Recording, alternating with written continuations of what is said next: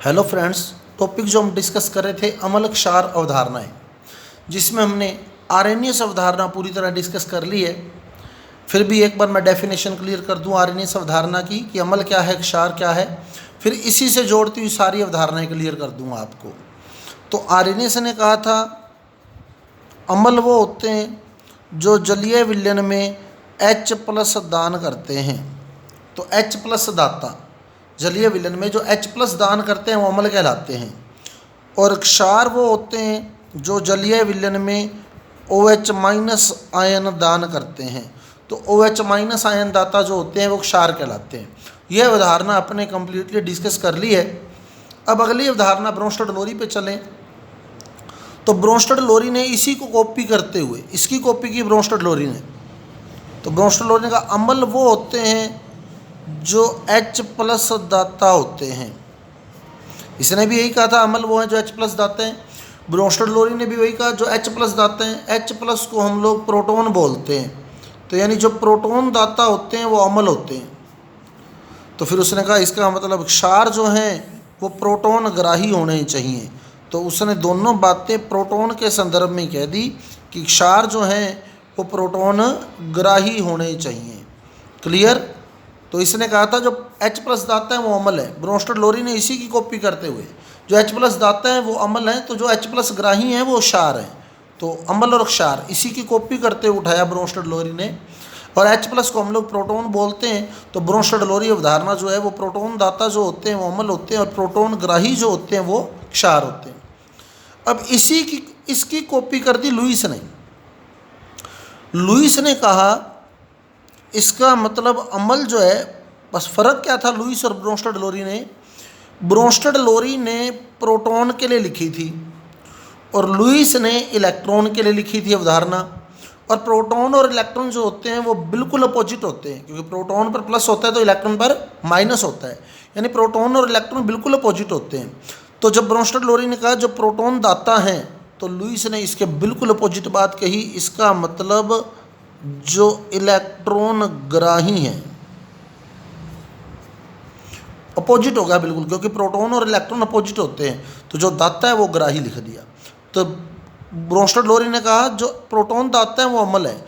तो लुईस ने कह दिया इसका मतलब जो इलेक्ट्रॉन ग्राही हैं वो अम्ल हैं और जो इलेक्ट्रॉन दाता हैं वो क्षार हैं। तो ये लुईस अवधारणा थी। बहुत बार इन अवधारणाओं से ही सीधा क्वेश्चन आ जाता है, आपके रीट में भी आ सकता है और जेट एग्ज़ाम में भी डायरेक्ट क्वेश्चन आ जाता है कि लुईस अमल होते हैं प्रोटॉन दाता प्रोटॉन ग्राही, इलेक्ट्रॉन दाता इलेक्ट्रॉन ग्राही। तो लुईस अमल जो होते हैं वो इलेक्ट्रॉन ग्राही होते हैं। फिर क्लियर कर लें आरएनएस ने क्या कहा था जो H+ दान करते हैं वो अमल होते हैं, जो जलीय विलयन में H+ दान करते हैं वो अमल होते हैं। ब्रोंस्टेड-लोरी ने इसी की कॉपी की। उसने कहा जो H+ दान करते हैं वो अमल होते हैं, तो इसका मतलब जो H+ ग्रहण करते हैं वो क्षार होते हैं। और H+ को हम लोग प्रोटॉन बोलते हैं। इसका मतलब जो प्रोटॉन दान करते हैं वो अम्ल होते हैं और जो प्रोटॉन ग्रहण करते हैं वो क्षार होते हैं। और लुईस ने इसी अवधारणा को इलेक्ट्रॉन के संदर्भ में लिख दिया। और प्रोटॉन और इलेक्ट्रॉन बिल्कुल अपोजिट होते हैं। अतः जो ब्रोंस्टेड-लोरी में कहा गया कि प्रोटॉन दाता अम्ल होते हैं, लुईस ने उसको इलेक्ट्रॉन के संदर्भ में कहा। इसका मतलब इलेक्ट्रॉन ग्राही अम्ल होते हैं, इलेक्ट्रॉन ग्राही अम्ल होते हैं। तो ये लुईस अवधारणा, ब्रोंस्टेड-लोरी अवधारणा आपके सामने है। इसके एग्जाम्पल हमने डिस्कस कर लिए थे। प्रबल अम्ल लिखे थे हमने HCl, HNO3, H2SO4, HClO4। HI भी वैसे प्रबल अम्ल है। और दुर्बल अम्ल इसके अलावा बाकी जो अम्ल हैं वो दुर्बल अम्ल हैं, जैसे एसिटिक अम्ल, कार्बोनिक अम्ल, ये दुर्बल अम्ल हैं। ऐसे ही प्रबल क्षार हमने लिखे थे NaOH, KOH। ऐसे ही दुर्बल क्षार हो जाएंगे NH4OH, CaOH की ट्वाइस, MgOH की ट्वाइस, AlOH की थ्राइस। ये दुर्बल क्षार हो जाएंगे। अब इसके एग्जाम्पल देखिए, ये हम डिस्कस कर चुके हैं। जिन्होंने वीडियो नहीं देखे अमल क्षार अवधारणाओं के, उसके लिंक मैं डिस्क्रिप्शन बॉक्स में जोड़ रहा हूँ, वहाँ से आप लोग जो है ये वीडियो देख सकते हैं अमल क्षार अवधारणाओं से संबंधित। अब ब्रोंस्टेड लोरी अवधारणा। ब्रोंस्टेड लोरी अवधारणा में जैसे इसमें एक इम्पोर्टेंट बात आती है सुगमी अम्ल क्षार युग्म की। इससे क्वेश्चन निकलता है सुगमी अम्ल क्षार युग्म से। अब क्या है देखिए सुगमी अम्ल क्षार युग्म। इसने कहा जो H+ दान करता है वो अम्ल होता है, जो H+ दान करता है वो अम्ल होता है। तो मैंने एग्जाम्पल ले लिया HCl का। HCl जो H+ दान कर सकता है। अब H+ जब इसने दान किया तो साथ में बना Cl-। H+ जब इसने दान किया तो साथ में बना Cl-। अब HCl तो खुद क्या है, अम्ल है, क्योंकि ये H+ दान कर रहा है। इसको बिल्कुल अपोजिट हम देखें तो Cl- जो है वो H+ को ग्रहण कर रहा है। Cl- H+ को ग्रहण कर रहा है और क्या बना रहा है, HCl। बिल्कुल अपोजिट अगर देखते हैं हम तो HCl ने तो H+ दान किया, Cl- बनाया। अगर अपोजिट देखें तो Cl- जो है वो H+ ग्रहण करके HCl बना रहा है। इसका मतलब ये H+ ग्रहण कर रहा है, अर्थात ये क्षार है। इस प्रकार अम्ल जो होता है वो H+ दान करने के बाद क्षार में बदल जाता है। या कहते हैं क्षार जो होता है वो H+ यानी प्रोटॉन ग्रहण करने के बाद अम्ल में बदल जाता है। इस प्रकार विलयन में अम्ल और क्षार का एक युग्म बन जाता है जिसे संयुग्मी अम्ल क्षार युग्म कहते हैं, कंजुगेट एसिड बेस पेयर बोलते हैं। इसमें यह बात भी ध्यान रखनी है, अगर अम्ल प्रबल है, अगर अम्ल प्रबल है तो उसका जो सुगमी क्षार होगा वो दुर्बल होगा। प्रबल अम्ल का सुगमी क्षार हमेशा दुर्बल होता है और अगर अम्ल दुर्बल है तो उसका जो सुगमी क्षार होगा वो प्रबल होगा। दुर्बल अम्ल का सुगमी क्षार प्रबल होता है। इंपॉर्टेंट बात है, प्रबल अम्ल का जो सुगमी क्षार बनेगा वो दुर्बल होगा, दुर्बल अम्ल का जो सुगमी क्षार होगा वो प्रबल होगा। अब जैसे यहाँ देखें HCl जब H+ दान कर देगा तो Cl- बनाएगा। HCl ने जब H+ दान कर दिया तो क्या बनाया, Cl-। HNO3 ने जब H+ दान कर दिया तो क्या बनाया, NO3-। H2SO4 ने जब H+ दान कर दिया तो क्या बनाया, SO4-2। और HClO4 ने जो H+ दान कर दिया तो क्या बनाया, ClO4-। ये सारे ब्रोंस्टेड क्षार बन गए, सुगमी क्षार बन गए।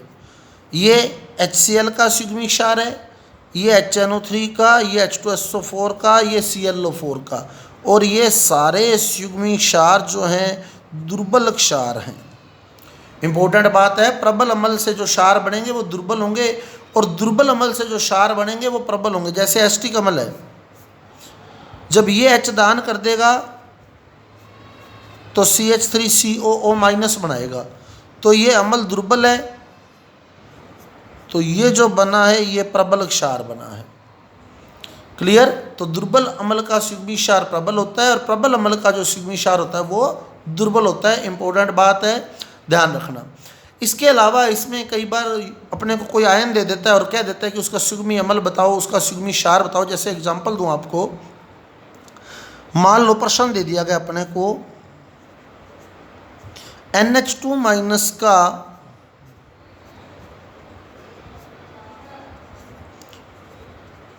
सुगमी क्षार होगा, NH2- का सुगमी क्षार होगा। अब NH2- का अपने को सुगमी क्षार निकालना है।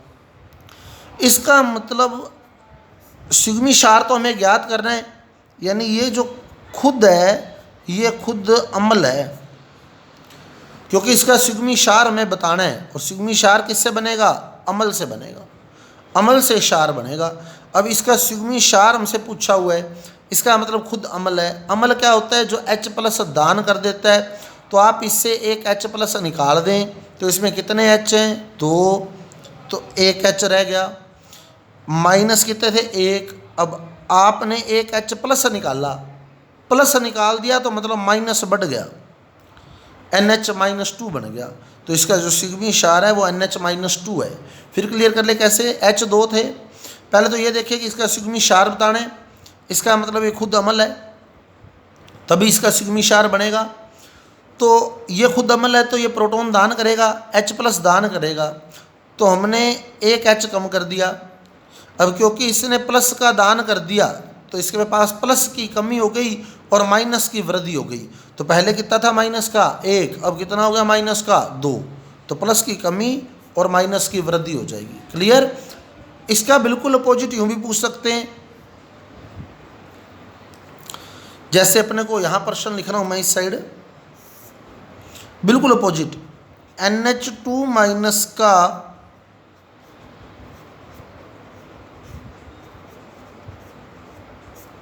संयुग्मी अम्ल क्या है, NH2- का संयुग्मी अम्ल क्या है। अब देखिए हमें इसका संयुग्मी अम्ल बताना है, संयुग्मी अम्ल बताना है, यानी ये संयुग्मी अम्ल हमने बताना है। तो इसका मतलब ये खुद क्षार है, क्योंकि क्षार से अम्ल बन सकता है। क्लियर। तो इसका संयुग्मी अम्ल तो हमें ज्ञात करना है, यानी ये खुद क्या है, इस बार क्षार है। और क्षार क्या होते हैं, जो प्रोटॉन ग्रहण करते हैं। तो इसमें H+ को ग्रहण करा दें, तो NH2- में जब मैं H+ को ग्रहण कराऊंगा तो पहले कितने H हैं, 2। अब एक ग्रहण करा दिया तो कितने हो गए, 3। पहले कितना था माइनस का 1, माइनस का 1 था। अब जब H+ ग्रहण कराया तो प्लस का 1 ग्रहण करा दिया, -1 + 1 0 हो गया। इस प्रकार इसका जो संयुग्मी अम्ल है वो NH3 उत्तर आ गया अपना। तो इस तरह के क्वेश्चन भी कई बार पेपर में पूछ लेता है कि इसका संयुग्मी अम्ल है या इसका संयुग्मी क्षार है, तो वो भी अपने को बताने पड़ते हैं। क्लियर। अब चलें आगे लुईस अवधारणा पे। तो लुईस अवधारणा बताती है कि अम्ल जो होते हैं वो इलेक्ट्रॉन ग्रहण करते हैं और क्षार जो होते हैं वो इलेक्ट्रॉन दान करते हैं। अम्ल इलेक्ट्रॉन ग्रहण करते हैं और क्षार इलेक्ट्रॉन दान करते हैं। अब अपने एग्जाम्पल देखें लुईस अम्ल के।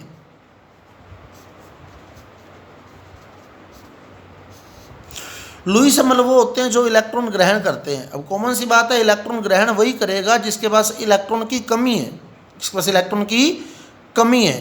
तो एक तो समस्त धनायन लुईस अम्ल होते हैं,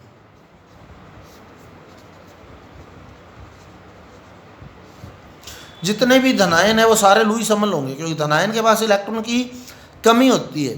तो इलेक्ट्रॉन की कमी होती है तो वो इलेक्ट्रॉन ग्रहण करेंगे, और इलेक्ट्रॉन ग्रहण करेंगे तो वो लुईस अम्ल बन जाएंगे। दूसरा, वे यौगिक जिनका अष्टक पूरा नहीं है, केंद्रीय परमाणु का अष्टक जो है वो पूर्ण नहीं है, वे सब लुईस अम्ल होते हैं। क्योंकि अष्टक का नियम कहता है जिसके पास 8 इलेक्ट्रॉन है वो स्थायी है, जिसके पास 8 इलेक्ट्रॉन है वो स्थायी है। अब जिसका अष्टक पूरा नहीं है तो वह अपना अष्टक पूरा करना चाहेगा। अष्टक पूरा नहीं है मतलब 8 से कम इलेक्ट्रॉन है, तो वो अपना अष्टक पूरा करने के लिए क्या करेगा, इलेक्ट्रॉन ग्रहण करेगा। इलेक्ट्रॉन ग्रहण करेगा तो वो लुईस अम्ल बन जाएगा। जैसे लुईस अम्लों के एग्जाम्पल देखें, धनायन तो जितने भी है सारे लुईस अम्ल है। जिसका अष्टक पूर्ण नहीं है जैसे BeCl2, BF3, AlCl3, इनका अष्टक पूरा नहीं है। अब BF3 का एग्जाम्पल लें अपने, तो बोरोन जो है वो 5 नंबर पे आता है। जब बोरोन 5 नंबर पे आता है तो पहले कोष में हम इलेक्ट्रॉन भरते हैं 2, तो दूसरे कोष में बचे कितने, 3। अब दूसरे कोष में 3 इलेक्ट्रॉन है। बोरोन आता है 5 नंबर पे, पहले कोष में इलेक्ट्रॉन आए 2, दूसरे कोष में आए 3। अब बोरोन के बाह्य कोष में 3 इलेक्ट्रॉन है, ये बोरोन के बाह्य कोष के 3 इलेक्ट्रॉन है। अब 3F जुड़ गए, तो तीनों के तीनों इसने बंध बनाने में यूज कर लिए। बोरोन के बाह्य कोष में 3 इलेक्ट्रॉन थे, तीनों के तीनों ये बंध बनाने में यूज कर गया। अब कोई फ्री बचा नहीं, फ्री इलेक्ट्रॉन जिसके पास कोई बचा नहीं, बाह्य कोष के सारे ये बंध बनाने में यूज कर गया। अब एक बॉन्ड में 2 इलेक्ट्रॉन होते हैं, तो 2 इलेक्ट्रॉन इस बॉन्ड में हो गए, 2 इलेक्ट्रॉन इस बॉन्ड में हो गए, और 2 इलेक्ट्रॉन इस बॉन्ड में हो गए। तो 2, 2, 4 और 2, 6 इलेक्ट्रॉन हो गए बोरोन के पास, 6 इलेक्ट्रॉन हो गए। और अष्टक का नियम कहता है होने कितने चाहिए, 8। तो बोरोन के पास कितने हैं, 6। तो इसका मतलब बोरोन का अष्टक पूरा नहीं है। तो बोरोन अपना अष्टक पूरा करने के लिए 2 इलेक्ट्रॉन ग्रहण करेगा। तो जब ये 2 इलेक्ट्रॉन ग्रहण करेगा तो इलेक्ट्रॉन ग्राही यानी लुईस अम्ल बन जाएगा। क्लियर। अब बात आती है लुईस क्षार की। तो लुईस अम्ल में ध्यान रखें, एक तो समस्त धनायन लुईस अम्ल हैं और दूसरे वो जिनका अष्टक पूरा नहीं है वो लुईस अम्ल है। अब बात आती है लुईस क्षार की। लुईस क्षार, अब लुईस क्षार के उदाहरण देखें। एक तो समस्त ऋणायन, जितने भी ऋणायन हैं वो सारे लुईस क्षार हैं। और दूसरा वे यौगिक जिनके केंद्रीय परमाणु के पास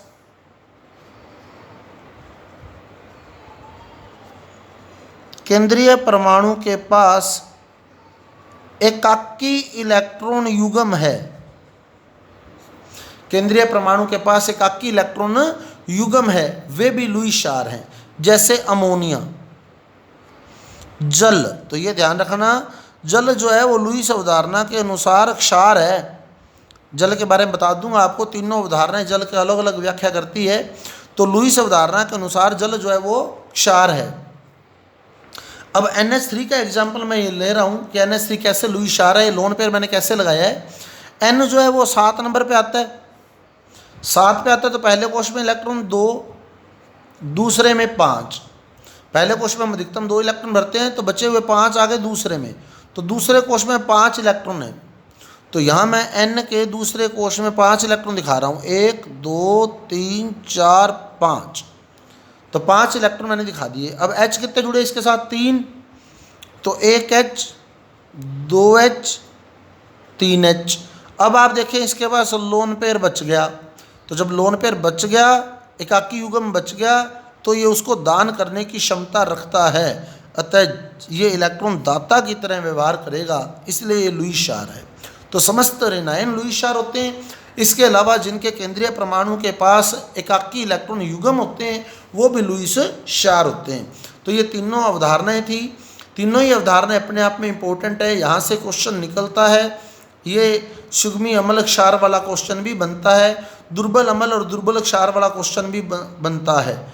ये ध्यान रखना, प्रबल अम्ल होगा तो उसका सुगमी क्षार दुर्बल होगा, दुर्बल अम्ल होगा तो उसका सुगमी क्षार प्रबल होगा। क्लियर। अब जल के बारे में बता दूं आपको। आर्यनियस अवधारणा कहती है कि जल उदासीन है, क्योंकि जल H+ से भी देता है और OH- भी देता है, तो दोनों एक दूसरे के प्रभाव को समाप्त कर देते हैं। अतः जल जो होता है वो उदासीन होता है, ना तो अम्ल ना क्षार। ब्रोंस्टर लोरी कहती है कि जल उभयधर्मी है। उभयधर्मी है यानी ये प्रोटॉन दाता भी है और प्रोटॉन ग्राही भी है, यानी ये अम्ल भी है और ये क्षार भी है, दोनों काम कर सकता है। तो ये अवधारणा कहती है ये उभयधर्मी है। अब ब्रोंस्टर लोरी के अनुसार बता दूं आपको, ये तो कहती है कि जल उदासीन है, ये कहती है जल उभयधर्मी है। तो ये कहती है जब जल H+ दान करेगा तब तो ये अम्ल की तरह व्यवहार करेगा। अब ये अम्ल बन गया। और जल जो है वो H+ ग्रहण करके हाइड्रोनियम आयन भी बना सकता है, H3O+ भी बना सकता है। अब जल क्षार बन गया। यहाँ जल प्रोटॉन दान कर रहा है और यहाँ जल प्रोटॉन ग्रहण कर रहा है। तो जल जो है प्रोटॉन दान भी कर सकता है और प्रोटॉन ग्रहण भी कर सकता है। अतः अम्ल या क्षार दोनों की तरह व्यवहार कर सकता है, इसलिए ये उभयधर्मी है। और ये अवधारणा कहती है कि जल जो है वो क्षार है। ये ध्यान रखना, लुईस अवधारणा के अनुसार जल है क्या, क्षार। ब्रोंस्टर लोरी के अनुसार जल है क्या, उभयधर्मी है। और आर्यनियस अवधारणा के अनुसार जल उदासीन है। तो ये हमारी अम्ल क्षार अवधारणाएं थी।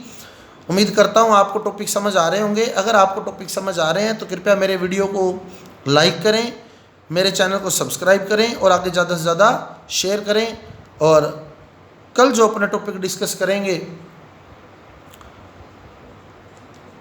परमाणु टॉपिक कल मैं उठाऊंगा, तो उसको आगे अपने लेके चलेंगे परमाणु को। क्लियर। Thank you.